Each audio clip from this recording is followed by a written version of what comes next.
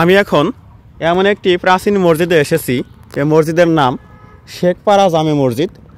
আজ থেকে প্রায় 522 বছর আগে নির্মিত 3 গম্বুজ বিশিষ্ট এই পুরনো ঐতিহ্যবাহী মসজিদটি অনেক ইতিহাস ধারণ করে আছে।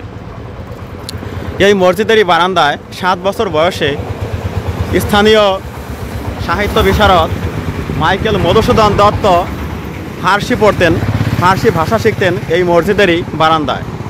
এটা তখনকার দিনে বিভিন্ন বিদ্যা শিক্ষার প্রাণকেন্দ্র হিসেবেও পরিচিতি লাভ করেছিল। এখানে এই যে দেখতে পাচ্ছেন ছোট্ট একটা সাইনবোর্ডে শেখপুরা জামে মসজিদ, মুক্ত হস্তে দান করুন, দান বক্স স্থাপন করা আছে এখানে। আর এইখানে আরেকটা সাইনবোর্ডে আমি দেখতে পাচ্ছি, এখানে লেখা আছে এই সেই মসজিদ, এই মসজিদে শিশু মধুসূদন ফার্সি ভাষা শিখতেন, যেটা আমি বললাম। মসজিদটির নির্মাণকাল আনুমানিক খ্রিস্টীয় 18 শতক, কিন্তু কোনো কোনো মতে জানা যায় এই মসজিদটি নির্মিত হয়েছিল 1600 খ্রিস্টাব্দে। যাই হোক, এখানে আরেকটা নোটিশ দেখা যাচ্ছে, সম্ভবত বাংলাদেশ প্রত্নতত্ত্ব অধিদপ্তর এই মসজিদের সংরক্ষণকারী। মসজিদের প্রতিষ্ঠাতার কবর পীর সৈয়দ মৌলভী রিয়াজউল্লাহ, যিনি ধর্মপ্রচারক ছিলেন, তার ঠিকানা আরব দেশ। আরবের কোন কান্ট্রি তা কিন্তু জানা যায় না। আমরা এইখানে এসে ধন্য হলাম যে আরব দেশ থেকে আগত একজন সুফি সাধক মৌলভী সাহেব জনাব রিয়াজউল্লাহ, যিনি এই খেজুর গাছ দেখতে পাচ্ছেন এবং পাশাপাশি খেজুর গাছ এবং তাল গাছ অনেক উঁচু, সেই গাছের নিচেই কিন্তু সেই সাধকের সমাধিটি রয়েছে। আমরা বহিরাঙ্গন থেকে মসজিদটি আপনাদেরকে দেখিয়ে দিলাম।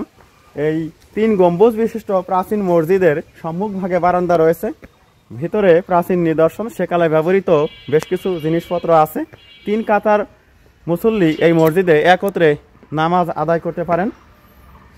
দেখি হুমায়ুন গেটটা খোলার চেষ্টা করছে, ভিতরে ঢোকা যায় কিনা। ঢোকা যায় না, ওই দিক থেকে টান দিতে হবে। হ্যাঁ বন্ধুরা, দরজা খুলে গেল। আমাদের সৌভাগ্য যে আমরা এই জোহরের নামাজের আগে কিন্তু আমরা এই মসজিদ চত্বরে প্রবেশ করলাম। এই যে সেই মসজিদ, কি সুন্দর এক অভূতপূর্ব দৃশ্য এই মসজিদের। আমরা ভিতরে প্রবেশ করছি না অবশ্য। এই যে দেখুন, উপরের দেওয়ালে ব্যবহার করা হয়েছে, দেখা যাচ্ছে খুব উন্নত মানের কাঠ, অনেক মোটা কাঠের পায়ের ব্যবহার করা হয়েছে। অবাক লাগে এত মোটা পায়ের দেখে, অনেক মোটা, অনেক মোটা কাঠের পায়ের। আধুনিক ইলেকট্রিসিটির ছোঁয়া পেয়েছে, সব কিছুই আছে এখানে। আর এই যে জনাব মৌলভী রিয়াজউল্লাহ সাহেবের সমাধির যে চত্বরটি, এই যে টবে ফুল দিয়ে ঘিরে রাখা হয়েছে।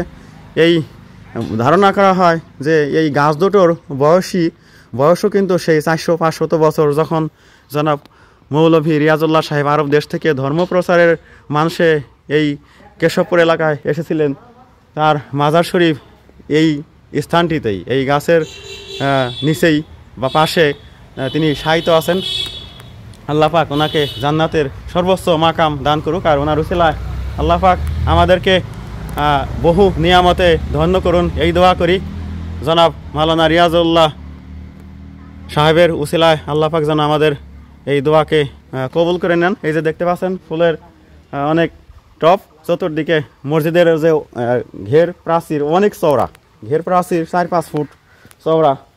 এমন একটা মসজিদ দেখতে পেরে সত্যিই আমি অভিভূত হয়ে যাচ্ছি। আমরা মূলত অন্য একটা প্রত্নস্থল এই যশোর এলাকা পাওয়া গেছে, সেখানে আমরা যাচ্ছি। আর পথে আমরা যাত্রা বিরতি করে এই ভিডিওটা করলাম আপনাদেরকে। তো ভিউয়ার্স, আপনারা অবশ্যই লাইক করবেন, কমেন্ট করবেন, চ্যানেল সাবস্ক্রাইব করবেন, আর ভিডিও কেমন লাগলো তা অবশ্যই একটু লিখে জানাবেন। আর এখানে আসবেন, ভ্রমণ করবেন।